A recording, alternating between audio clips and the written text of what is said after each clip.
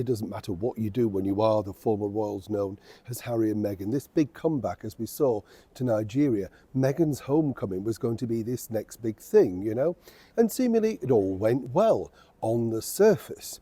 And then, of course, a little bit later on, you find out the problems that they've encountered, and more importantly, how this could prove now rather disastrous for what they could hope to be a brand new relaunch.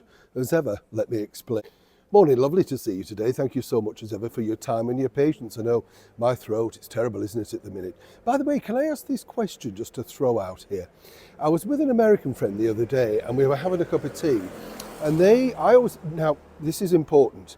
A cup of tea, do you put the milk in after you've floated the tea bag round or poured it out of the teapot, or do you put the milk in first? They insisted it should be milk first and then tea.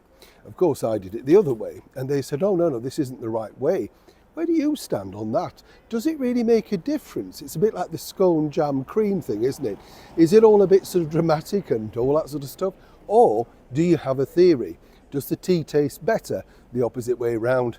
I know we debate the big things here on this show, don't we? It almost came into a bit of an argument though, you know what I mean? You're thinking, it's just a cup of tea. Yes, relax, you're not paying, it's out my flask. Anyway, let's not go there. Back as ever to your royal story of the day. Now, what's interesting here is just literally, days back from Nigeria, you would have thought that Harry and Meghan once again were going to get very prolific editing that brand new documentary that they've put together, hopefully, they think, for Paramount, Let's hope that it goes a little bit better for them, though, than their last previous effort, the one that Prince Harry put together for the Heart of Invictus, that Netflix basically openly said wasn't a success for them. As I said before, a bit of a shame because I think the people involved really deserved a bigger audience, and perhaps on a more mainstream channel like BBC Sport or something like that, it may have worked, but there you go. Now, Meghan and Harry have decided that they're going to do this sort of fake royal documentary, about their tour of Nigeria. Lots of Meghan speaking, lots of Meghan being, surrounded by adoring fans, that sort of stuff.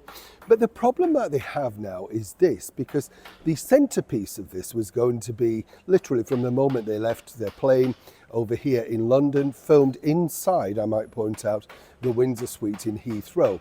And then we saw the journey across and what happened exactly when they arrived. Now they have a problem, you see, because when they did arrive, they were met by this particular gentleman. Yes, some kind of fugitive, according to the national press, worldwide press around the world. Now, not only is this a problem because this was also assisted in their travel air peace, but the main man himself, literally decided to make sure there was no way they could ride him out of this particular segment. To Alan Onimer is, of course, the CEO of Air Peace. And more importantly, he was there to see, greet and meet, of course, the Duke and Duchess when they arrived into Nigeria. So much so that he decided also to include this on his social media sites, stamping it with his own logo so that you couldn't use it. Effectively, an advertising piece. This obviously has now got problems. The problem now really for Harry and Meghan is that they're going to have to wipe him off. And so that really kicks off this big ceremonial meet, because whichever way you look at it, he's front, left and centre of this particular meeting, the Welcome to Nigeria Committee. All of this was put together by the Defence Secretary of Nigeria. So again, really embarrassing for him. Now this, you just kind of wonder, I think this is the first problem of the documentary. Clearly, no due diligence was followed. Clearly, no security checks were followed. And who else is now going to emerge from this doco that really shouldn't be in there? The one thing they will focus on, of course, is Meghan's speeches. And as I say, Meghan being adoringly welcomed. But the bigger picture now is this is making Paramount, shall we say, rather nervous because they were told, no, everything's been cleared, everything's fine and dandy, as ever, allegedly. Now, seemingly, after this revelation around the world, it looks like Harry and Meghan have got themselves once again embroiled in something of a disaster. Can it be wiped away?